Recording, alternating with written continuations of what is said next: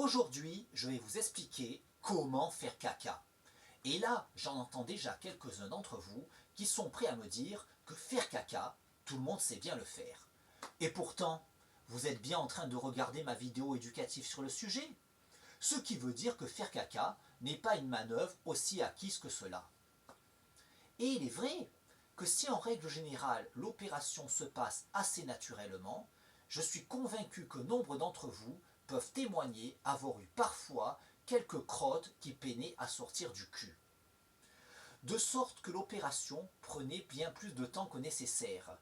Un temps précieux dans lequel on se retrouve enfermé aux toilettes alors que l'on pourrait le consacrer à une action bien plus utile au bénéfice de la société.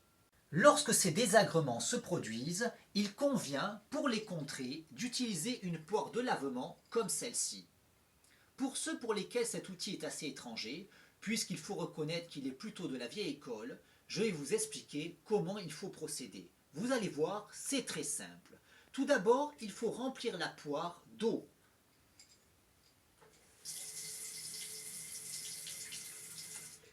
Comme cela.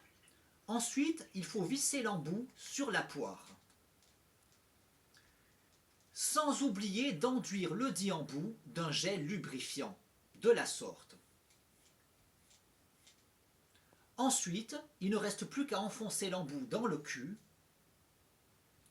et à appuyer énergiquement sur la poire, de façon à déverser toute l'eau contenue dans la poire dans le côlon. Et voilà, problème réglé. Le flux naturel est reparti. Et c'est là une méthode 100% efficace et sans danger. Toutefois, il y a un petit effet secondaire dont je préfère vous avertir. Un petit effet secondaire qui pourrait se produire chez certains d'entre vous. C'est-à-dire que, comme moi, vous y preniez goût.